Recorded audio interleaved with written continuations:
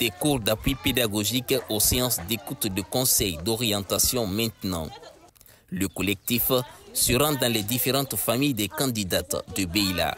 L'objectif est de se rapprocher davantage des jeunes filles, s'enquérir de leurs conditions de vie, et cela commence dans la famille de Bawa Soumaoro. Cette élève de la terminale sciences expérimentales est mariée et mère de 3 enfants.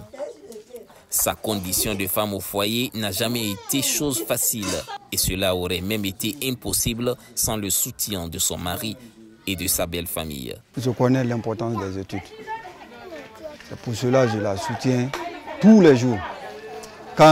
Des fois même quand elle est un peu découragée, je la montre mon diplôme. Je dis, personne n'étudie pour quelqu'un. Tout le monde étudie pour soi-même. Dans ce cas, quand tu abandonnes les études, c'est toi qui sais. Mais vous savez, le foyer et les études, c'est pas facile. Elle a l'amour pour continuer les études. Et moi, je la soutiens dans ce sens-là.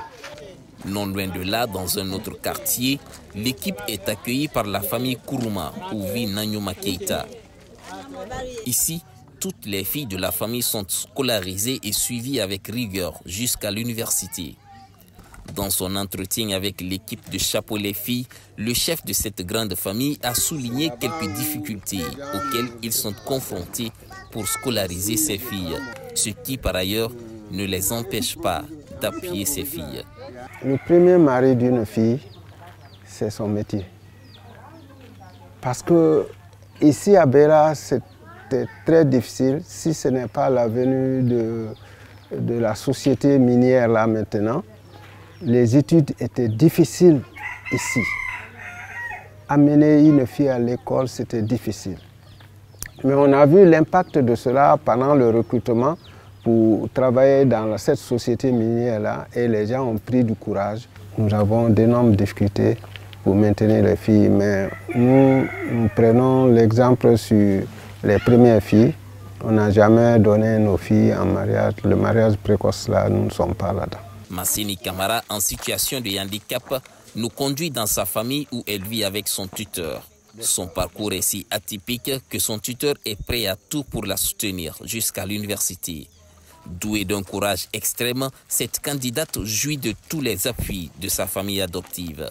Tous les enfants de son âge allaient à l'école, mais elle était là à la maison. Bon, j'ai demandé à ses parents, je dis, mais vous pouvez me la donner pour que je l'inscrive? Voilà, les parents m'ont dit qu'à cause de son infirmité là, est-ce qu'en l'inscrivant, ses camarades ne vont pas se moquer d'elle? Je dis non. Des filles comme ça, dans cet état, peuvent réussir à l'école. Je dis, il faut me la donner.